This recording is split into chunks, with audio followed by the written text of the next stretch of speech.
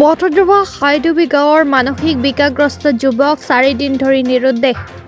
নগাঁও জিলা বটদ্ৰৱা হাইডুবি গাঁৱৰ মানসিক বিকাৰগ্ৰস্ত সাইফুদ্দিন নামৰ যুৱকজন নিৰুদ্দেশ হোৱা ঘটনাই পৰিয়ালৰ মাজত হাহাকাৰ সৃষ্টি হয়। জানিব পৰা মতে নগাঁও জিলাৰ অন্তৰ্গত বটদ্ৰৱা হাইডুবি গাঁৱৰ নিবাসী আজিজুল হকৰ পুত্ৰ সাইফুদ্দিন বয়স 30 যোৱা 29 তাৰিখৰ পৰা নিৰুদ্দেশ হৈছে। পৰিয়ালৰ লোকে বিভিন্ন ঠাইত বিচাৰ খোচাৰ কৰিও কোনো সন্ধান পোৱা নাই। লগতে একমাত্ৰ ভৰসা হিচাপে কাষ চাপে সংবাদ মাধ্যমৰ। যদি কোনো সদাশয় ব্যক্তিয়ে ফটোত দেখা যুৱকজনৰ সন্ধান পায় তেন্তে 9101080945 এই নম্বৰত যোগাযোগ কৰিবলৈ কাটৰ আহ্বান পৰিয়ালৰ লোকৰ। আজি 4 দিন হ'ল ল'ৰাটো আমি ঘৰত খাই বৈ শুই আছোঁ। শুই থকাৰ পিছত ৰাতি 12টা 1টা 2টা বজাত ইণ্টাৰনেট যে ঘৰৰ পৰা ওলাই গ'ল আমি নিজে ক'ব নোৱাৰোঁ। এই ল'ৰাটো আপুনি বিচাৰি আছোঁ নগাঁও আপোনাৰ লংকা। ই ল'ৰাজনীয়ে আপোনাৰ এই হাবলন কামত মানুহ লৈ গৈছিল। মানুহ লোৱাৰ পিছত ল'ৰাটোৰ আগৰ বিনষ্ট আছিল।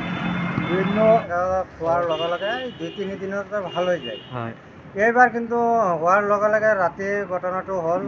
হোৱাৰ পিছত আমি ৰাতি তাক ঘৰত শুৱাই দিছোঁ। ৰাতি পুৱা 2টামান বজাত থাকে সি ঘৰৰ পৰা ওলাই গ'ল, কোনে ক'ব পৰা। এনে কি ড্ৰেছ পিন্ধি গৈছিল তেওঁ?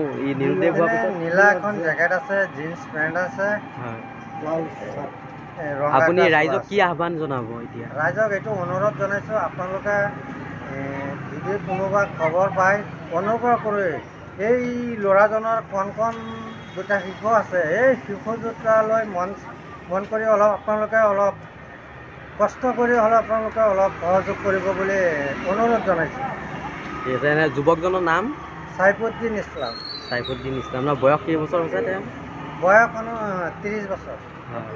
মানসিকভাৱে অকণমান অসুস্থ ন? অকণমান অসুস্থ। সি মানে মানুহে এনে ধৰিব নোৱাৰিব যে ইমান অসুস্থ বুলি ধৰিব নোৱাৰিব। মানে সি মানে এনেকুৱা কথাটো বেছি কয়, যেতিয়া অসুস্থ হৈ যায় মানুহৰ লগত কথাটো বেছি পাতে। মানে বহুত আবল মানে বকি থাকে, সেইটোৱে আৰু বেলেগ আৰু এনে মানুহে ধৰিব নোৱাৰে যে সি এনেকুৱা অসুস্থ বুলি ধৰিব নোৱাৰে।